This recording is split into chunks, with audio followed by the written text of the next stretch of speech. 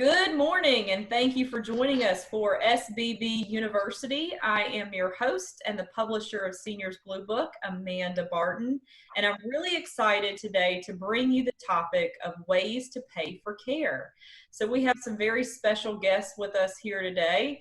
We're going to start our presentation with the beginning stages when you turn 65 and you're looking for Medicare. Mr. Don Ballou is here with Medicare Made Easier. How are you this morning, Don? Okay, I'm doing good. Fantastic. Well, we're just going to jump right in. I'm going to ask you a few questions. The first question I'm going to ask for you is, what is the difference between Medicare and Medicaid? Most people know Medicare as somebody who is turning 65 and they're eligible for our federal Medicare A and B program. But there are some who are disabled that are under 65 that also have Medicare. So that's the main part of the Medicare. And then Medicaid is usually for people that are lower income and that are under 65. And then you can also get Medicaid for over 65. And with Medicaid, it does come with a bunch of other benefits, including some insurance, dental, vision, hearing, things like that. Okay, perfect. Now, if I'm about to turn 65, tell me, does the process just start automatically, or is it something that I have to apply for? It can start automatically. If you're currently receiving Social Security benefits, which means you get a check each month or they do automatic deposit, about 90 to 100 days before you're turning 65, you will get an envelope from Health and Human Services. Most people think it'll say Medicare on there. It does not. It comes from Health and Human Services. And inside that envelope is a paper-looking card that you tear out. The problem we have with that is a lot of people are getting junk mail when they're 64 and a half from everybody. All insurance companies, agents love you and they want your business. And so you take a look at that and you throw it away. A lot of people do. It should say, this is your Medicare card, don't throw it away, but it does not. So I warn everybody that I do my seminars and that are close to Medicare, don't throw it away. Look at your mail, Health and Human Services. Even if you open it and you see a cheap paper card, a red, white, and blue card, that is your Medicare card, don't throw it away. But if you do throw it away, you can always call 1-800-MEDICARE and get you a new one. Yeah. Now, if you're not on Social Security, a lot of people think Medicare is automatic. It is not. You have to enroll in Medicare. And it used to be relatively easy where you go to your Social Security office, you get there early, you wait in line a little bit and look at the person and say, hey, I'm 64 and in 9 months, I want to enroll in Medicare. And it would be effective the first of the month when you're turning 65 if you're born during any time after the second of the month. If it's the first of the month, it goes back 1 month. And you used to be able to go there and then 3 weeks, you'd get that letter in the mail that looks like junk mail, and that was your card. Well, of course, with the virus and everything, all the Social Security offices are closed.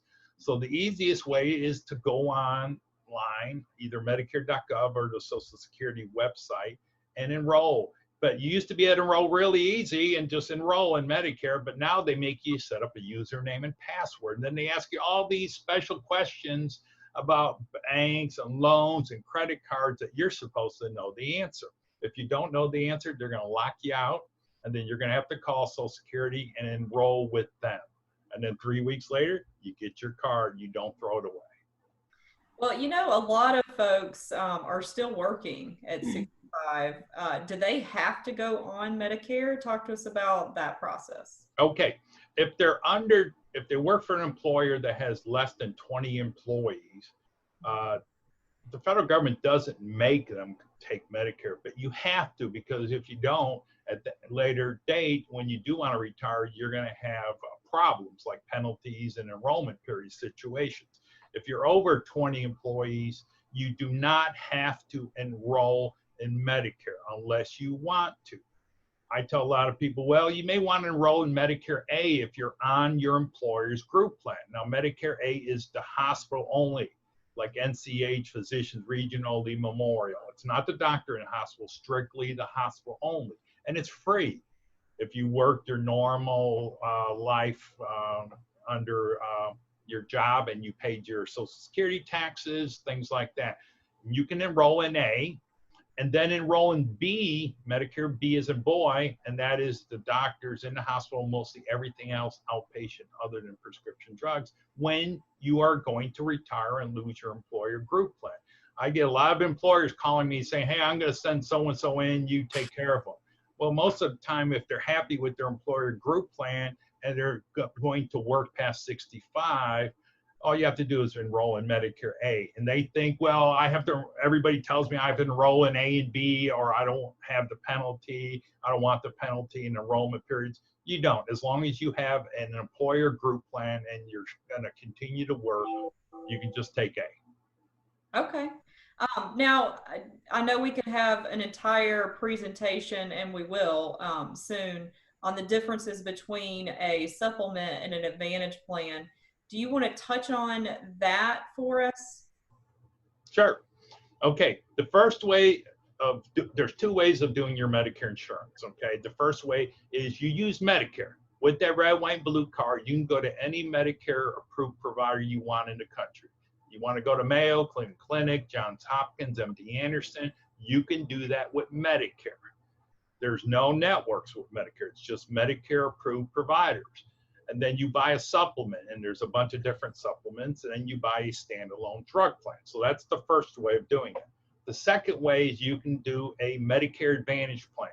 And Joe Namath has been pushing Medicare Advantage plans on TV like crazy, and some of the other companies. It's very profitable. And what it is Medicare outsources your health insurance to an insurance company that you pick, whatever company you pick. Humana, Blue Cross, Aetna, ARP, United Healthcare.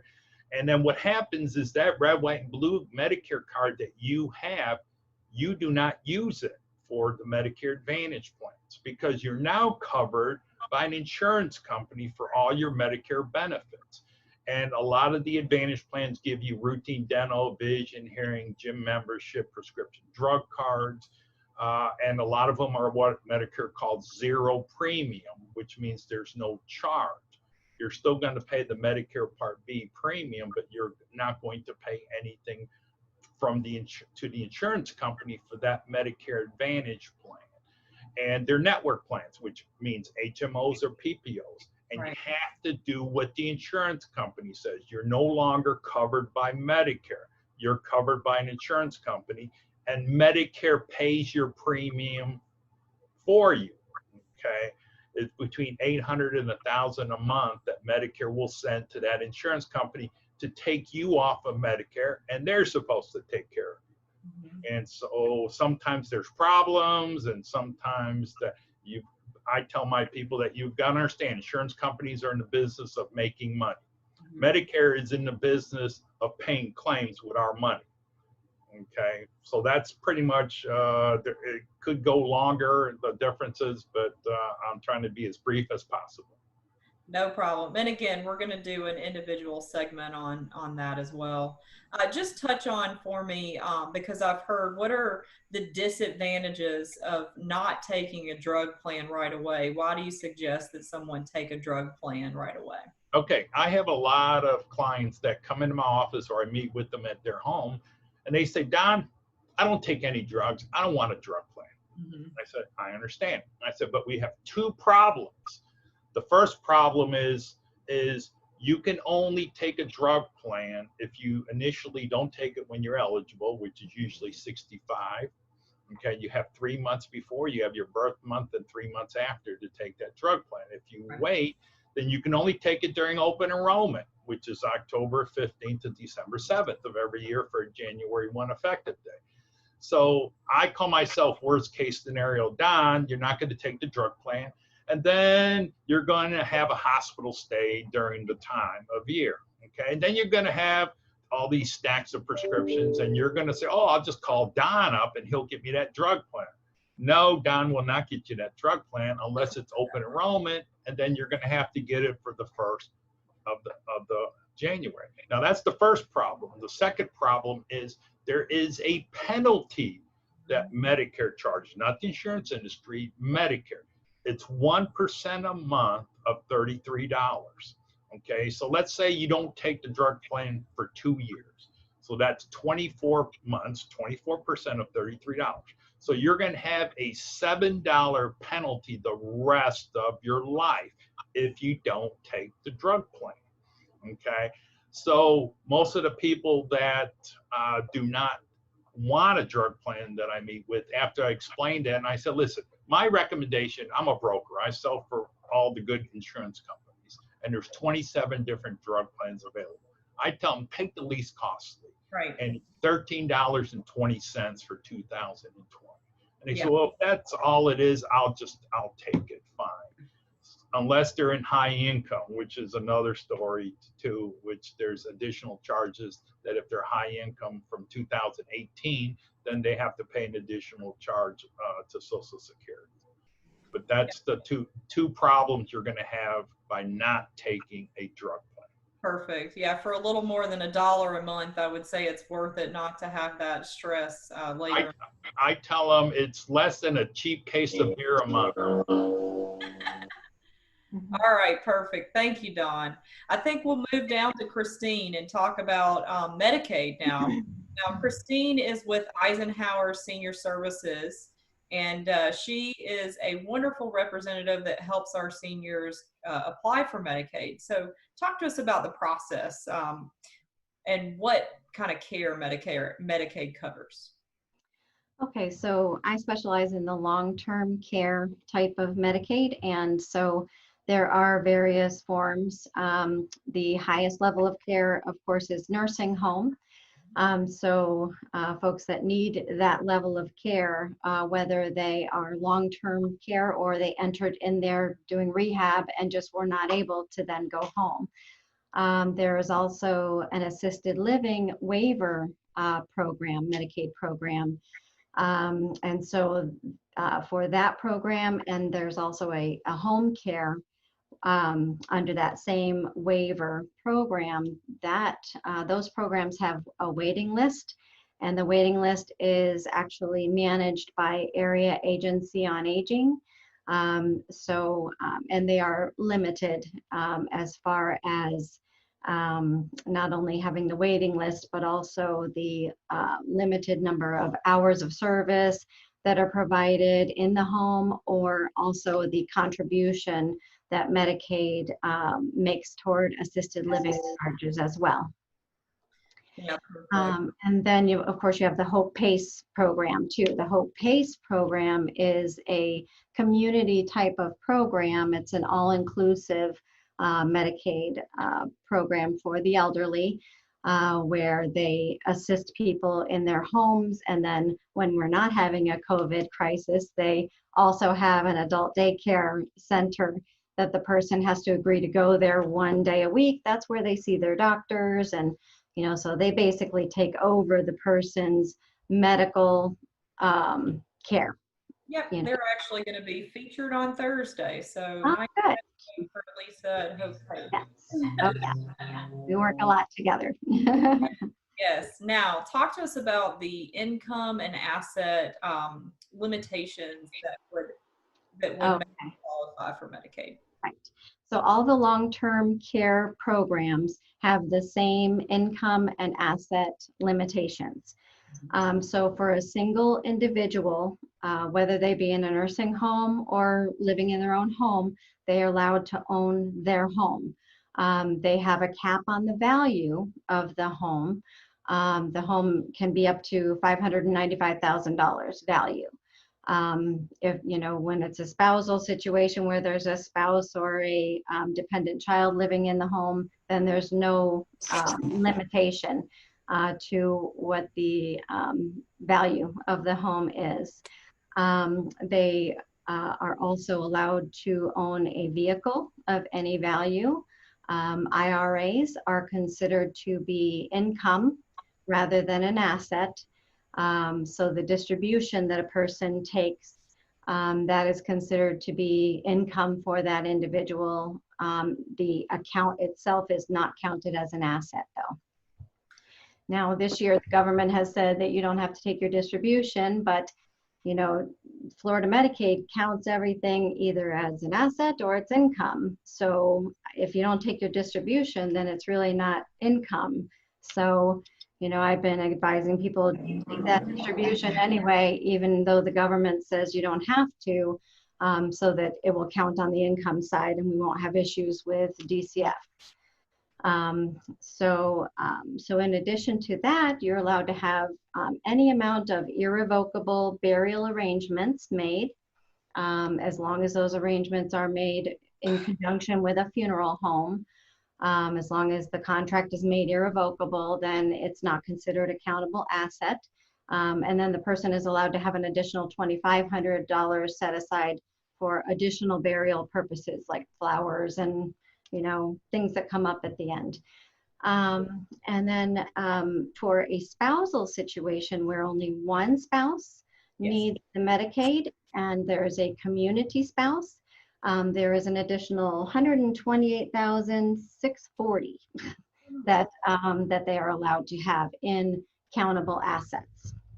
And I will, since we don't have an attorney on here, I'll piggyback on that with you and say, you definitely don't want to just give your money away. Do you want to tell us how that would mess up your process? Yes, and oh, I forgot to mention the income limitation. You asked about income and assets. The income limit, it was $2,350 per month for a single person needing long-term care Medicaid. For whatever reason, after I got all my materials printed with that number on it, DCF decided to lower it by $1. I don't know if it had something to do with COVID, like that $1 is going to help people or something, but now it's $23.49 as of April 1st. So that is the income limit for an individual who needs long-term care Medicaid. As far as gifting is concerned, the state of Florida has a 5-year look-back penalty for gifting. So, and DCF has a very fancy computer system program that they buy into for each individual. They've got everything else all done in the case. The last thing they do is that asset verification review. And so that will go back 5 years and detect if there are any bank accounts that we have not, you know, disclosed, or bank accounts that have been closed in the last 5 years, or even large sums coming and going in and out of these accounts. They will detect it. And so that's when, yep. And then we get a letter from the caseworker saying, tell us about this. And then I have to go back and they tell me about this. Why didn't you tell me about this? Because it's literally on our list of things to collect. Verification of anything that you have done in the last 5 years, you know, closings and things like that. So then they give you an opportunity to explain it and to show what it was for, you know, but if it was a straight, you know, a gift and nothing was received by the individual in return of equal value, then there is a penalty that's applied. You know, so yeah. And that's from the date of application. So when you apply for Medicaid, which is basically when you need it for the most part, they apply a penalty. It's $94.80, I think, $94.85 for each month. For each $9,485 that was gifted in the last 5 years, you incur 1 month penalty from getting Medicaid from the date of application. Yeah. So if you need it then, you're going to be paying that nursing home bill for however long your penalty is. So, which can be devastating to some people with long-term care facilities upwards of $10,000 a month. So. Right. Now, speaking of, just touch briefly the differences between Medicaid benefits in an assisted living community versus a skilled nursing facility. Okay. So in a skilled nursing facility, when a person applies for Medicaid, if they are a single individual, then they must contribute their income to the facility. They are allowed to hold back $130 for personal needs. And if they are paying for any medical premiums, such as a Medicare supplement, plan or a dental plan or prescription plan. Some of them have hearing aid leases. If any kind of medical ongoing premium that you must pay, you have to present verification of the proof of premium, and they will deduct that from the amount that you have to contribute to the nursing facility. And then Medicaid pays everything else. When you're looking at assisted living, there is a contribution that is made by Medicaid via various managed care programs. All the long-term care programs other than Hope PACE, you have to choose a managed care plan to manage your care. So the different assisted living facilities accept different plans. Some of them will contribute up to $1,100 toward the charges. Some of them will go $1,300, sometimes even a little bit more than that. So it all depends on the assisted living facility that you're in and the plan that they accept and your income as well. Because even for the assisted living, you contribute your income. I believe it's $212 that you get to retain rather than the $130 for personal needs. And then the rest of your income goes to the assisted living facility, and then the program contributes whatever they're going to contribute.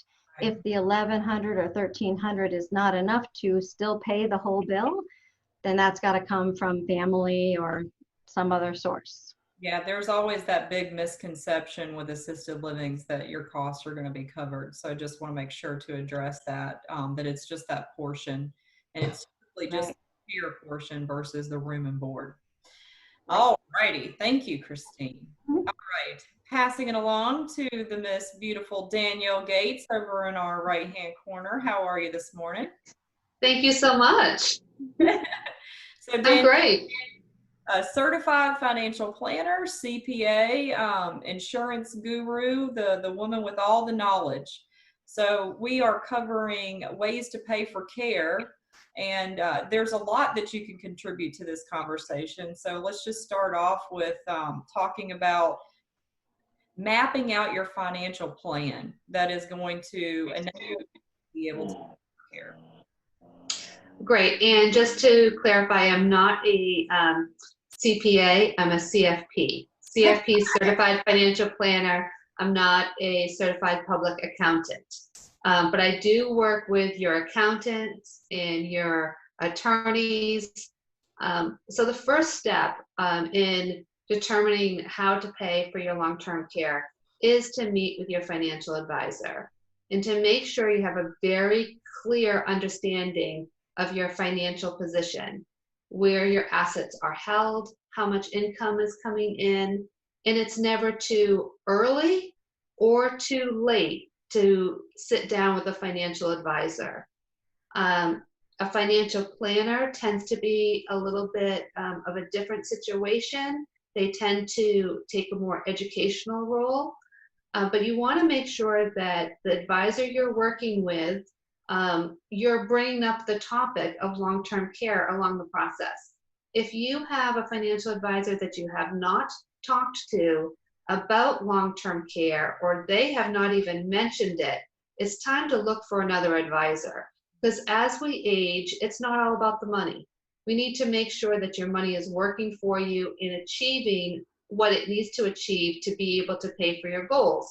And if your goals are to live comfortably in retirement all the way to that passing day when you leave us, we want to make sure as a financial advisor for you, financial planner for you, that we are making sure that those goals are coming true and that it's with the least amount of risk, so that probability of achieving them is at the highest level. So when you first sit down with a financial advisor, you should talk about, your whole financial picture, where your income's coming in and where the money is being spent. So when you're sitting down with a financial planner, they're going to ask you more questions and to get to the meat of your situation. So step one, if you have not talked to your financial advisor, talk to your financial advisor. If you don't feel comfortable talking to your financial advisor, find a new financial advisor.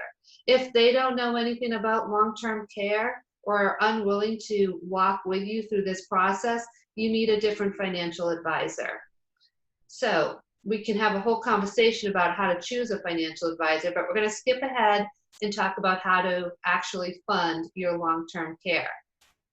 Your long-term care can be funded in multiple different ways. If you have assets, you have choices. Most people don't want to pay for long-term care or use their assets and have their assets disappear during that portion of retirement. So the earlier you are starting to plan for long-term care, you can look at different insurance policies. And there's also like pre-funding. It's really similar to college funding. If you start when that child is born, thinking that they're going to go into college and you set money aside, that money is going to grow and you're going to actually have more buying power when that child needs to go into college. Same thing with long-term care. If we set some money aside, and there's different types of insurance products out there that you can pre-fund. So that means if you take $50,000 out of your estate and put it into an insurance policy for long-term care, you're going to get buying power of more than that $50,000. The younger you are, the more buying power you're going to have. So let's say if you're 65, putting $50,000, you're probably going to get about $150,000 of spending long-term care. And if there's any left over, it's going to go to your heirs as a tax-free benefit. It's called a hybrid insurance policy. It's sold by insurance companies that usually have a long-term care or life insurance product already on their books. It's very popular right now because the traditional type of long-term care insurance is you pay that premium and you pay it monthly or annually, and that premium can sometimes be a pretty big number. Could be anywhere from $2,000 to $4,000 a year. And my clients that are in their 80s, 90s and still paying for their long-term care insurance premium are like, do I really need this, Danielle? That's a pretty big amount. Yeah, you have to pay for it until you actually start using that benefit. And unfortunately is that you have to pay till you use it. And we don't want you to have to use it, but when you need it, it's a great benefit to have. Because say the normal long-term care policy that you're paying is going to give you so much a day for coverage in a long-term care facility. It's also going to help you with in-home care. And usually the in-home care, there's no wait. So long-term care insurance is so important because it gives you that quality of care when you need it. So hopefully that answers that first question, Amanda, that you asked me. I'm not quite sure. I'm kind of going on a tangent. Yeah, no. Amanda? It does.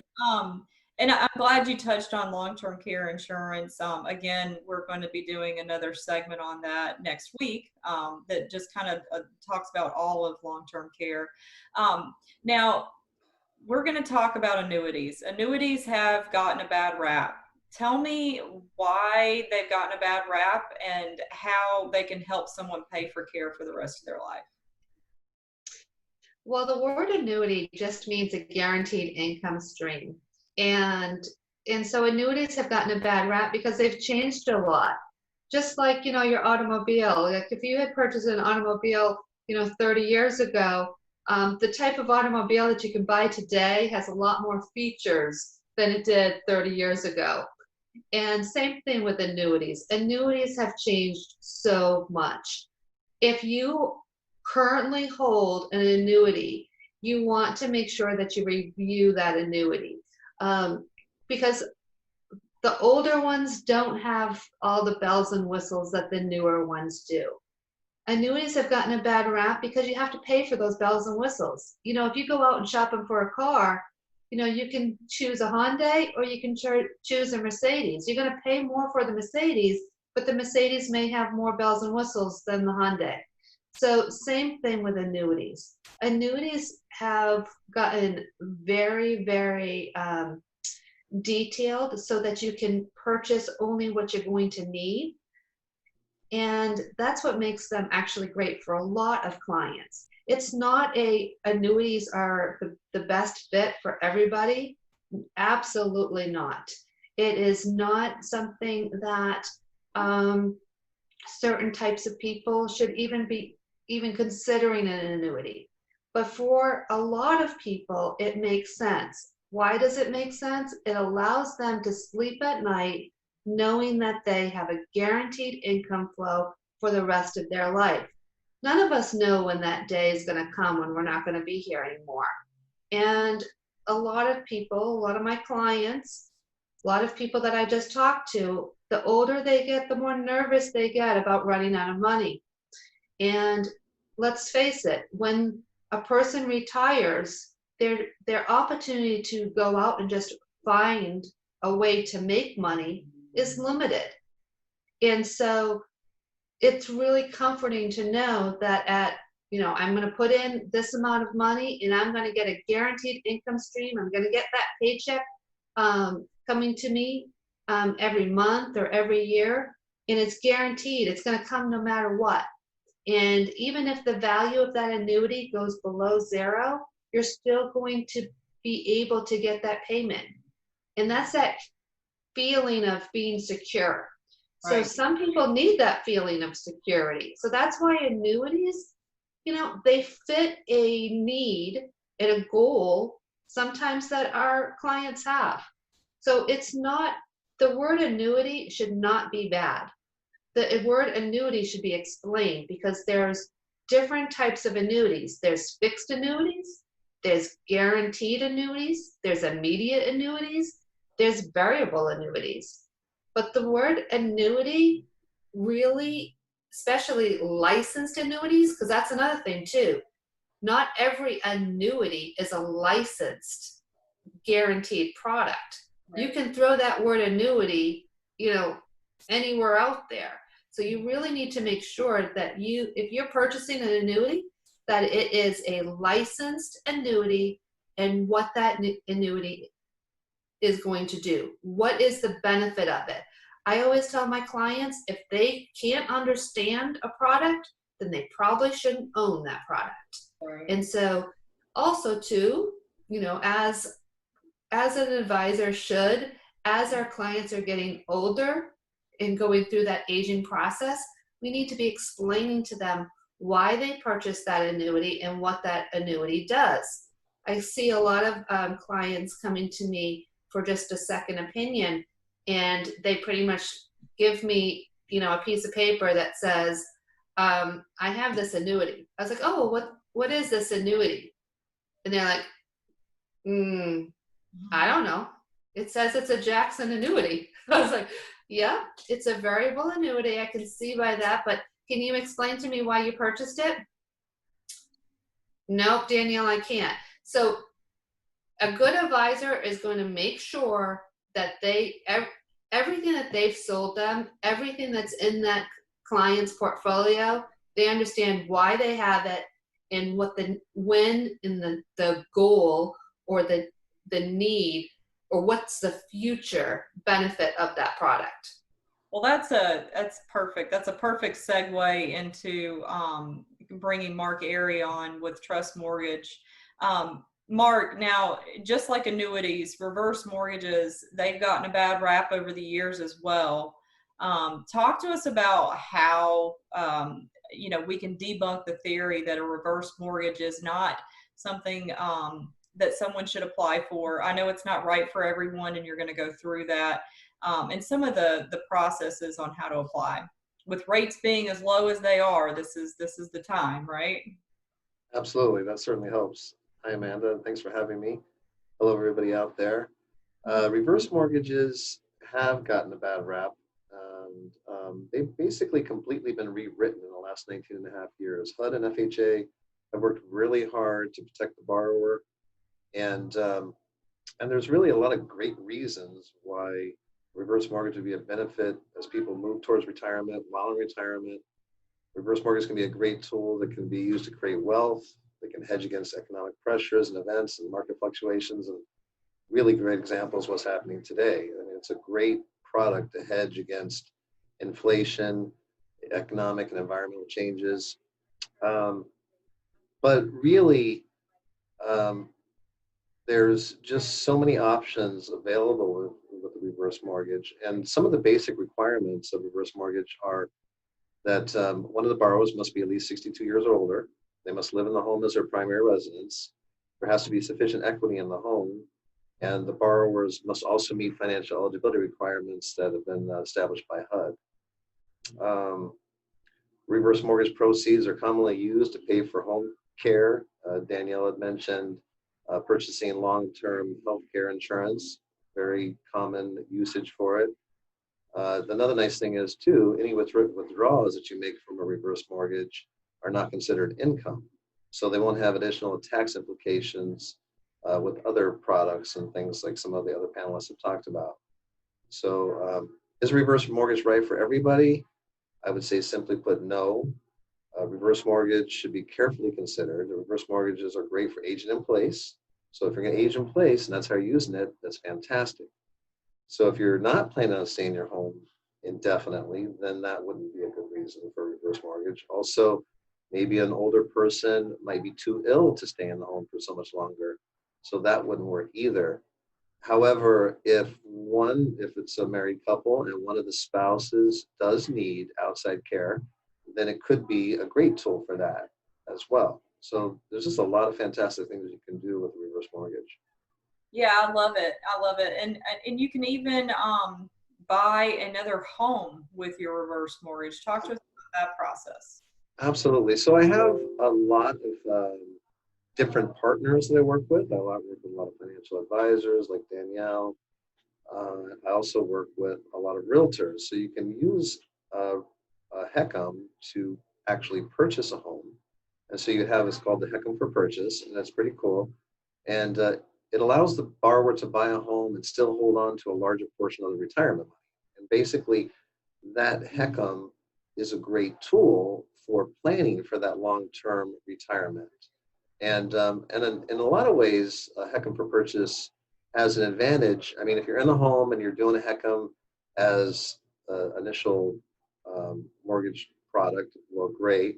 But with the HECM for purchase, you can actually purchase the home that's more specifically attuned to that person for long-term aging in place. So that's why HECM for purchase is actually a really good product. No, that's good. That's good. And also, talk to us about how, and you've kind of briefly touched on this, how can you use a reverse mortgage to pay for long-term care other than just home care, for example? Right. So there has to be sufficient equity in the home. That's one of the requirements, but they're great for paying off a lot of expenses. So you could have like credit card debt, property tax, insurance. Like I mentioned, a lot of people use it for long-term care insurance, to purchase that. There's no real limitations that you have with reverse mortgage. So it could be used for home repairs. Lots of times there's deferment of improvements that need to be made, especially as we get older. There might be other additional improvements that might need to be made into the home for that aging, long-term aging in place. So really there's no real restrictions on what you can use it for. I would say that it's something that should be used in conjunction with that aging in place. And I would say, kind of going back to the financial advisors, whose primary job really is to help ensure, as much as they can, that the borrower or the client won't run out of money at some point in retirement. And a reverse mortgage can help financial advisors more readily generate income to that end, so they don't run out of money in their retirement ages. That's perfect. And one last question that I want to ask you. I think that there's truly a misconception that you're going to lose your home and that your heirs won't be able to collect that. Right.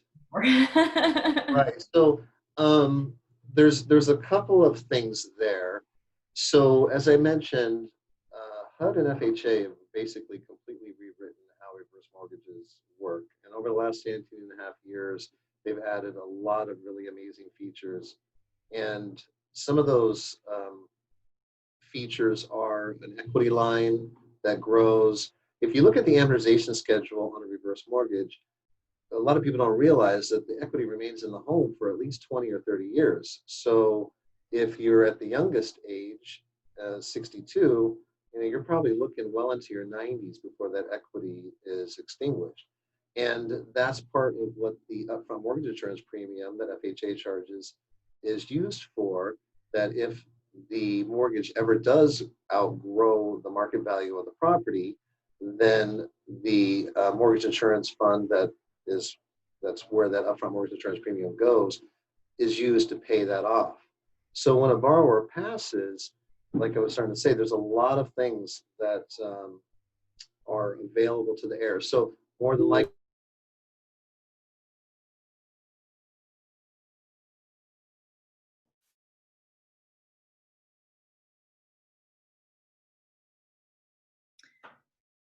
Okay. Well, that kind of concludes our time anyway. So I want to thank everybody for tuning in to SBB University. And any questions that you have, you can reach out to the panelists individually. Their contact information will be loaded above you in the description. So thank you so much for joining us, and have